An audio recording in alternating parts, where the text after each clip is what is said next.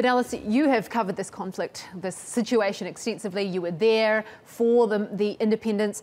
What is the situation in the country right now, and how has it gotten to this point? Well, for many South Sudanese, it's really disappointing because this is a country with great potential. 6 years ago, some of the people I met were hopeful that, with their independence from Sudan, that the days ahead were going to be very bright for them, that they will be able to manage their resources and live a more prosperous life and also be liberated. But it has turned out the other way because right now we have about 2 million of them who have crossed the border into Uganda and other places to take refuge. We have about 2 million who are internally displaced. We have millions of people who are going without food. We have people who can't even find where their relations are because some of them are missing, some have been killed. We have families that have been separated. And we have the lingering political crisis, which is unending. Really, it's a bad situation, like a sorry situation for the people who had so much hope in a country that, many had also hoped would be able to put their acts together and move on from after the liberation from Sudan. Give us a little bit of context about this political crisis, because is it this crisis that is fueling the horrific humanitarian situation that we're seeing right now? There are a few angles to it. We have the issue of politics, which is the disagreement between President Salva Kiir and the rebel leader, in this case, the former Vice President Riek Machar. Both leaders have refused to agree. They keep holding peace meetings, sign agreements.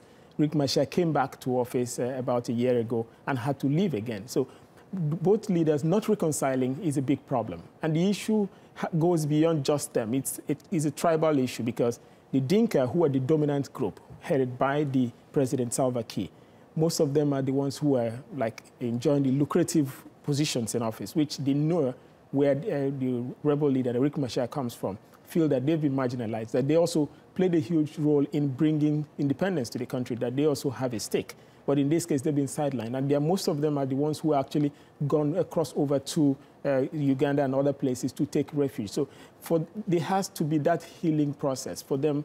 If you reconcile the leaders, then you also have to reconcile both dominant ethnic groups. And then the issue of people in the country, many people can't even find food to eat. There's hyperinflation in the country.